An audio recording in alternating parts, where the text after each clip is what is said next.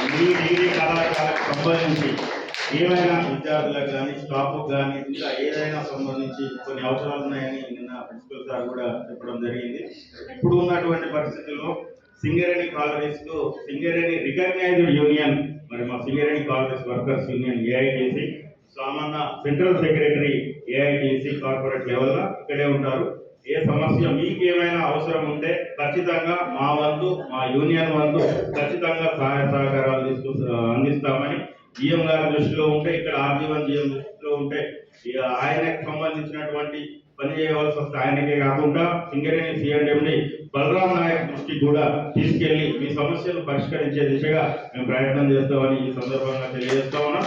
అదేవిధంగా మరొక మిత్రుడు iNews senior journalist Bairam Satish అన్న, వాస్తవంగా వాళ్ళు ఈ కాన్స్టిట్యున్సీకి అన్న ఎలక్ట్రానిక్ మీడియా ప్రెసిడెంట్, చాలా బిజీగా ఉంది అన్ని ప్రోగ్రాంలు.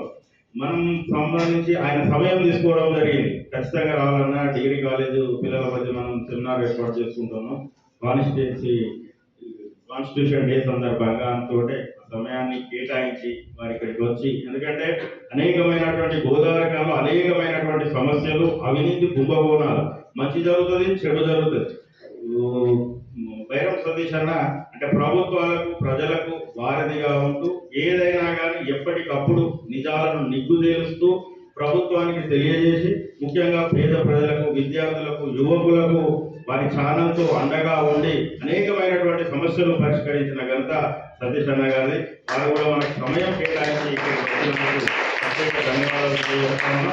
ఈ కళాశాలలో ఈ సెమినార్ ఏర్పాటు చేయించినందుకు మరొక్కసారి డిఎస్పిఎస్ పక్షాన, ఏఐటిసి పక్షాన ప్రిన్సిపల్ సార్కు, స్టాఫ్కు, అదేవిధంగా ముందున్నటువంటి విద్యార్థులందరికీ కూడా పేరు పేరున ప్రత్యేక ధన్యవాదాలు తెలియజేస్తూ ముగిస్తాము.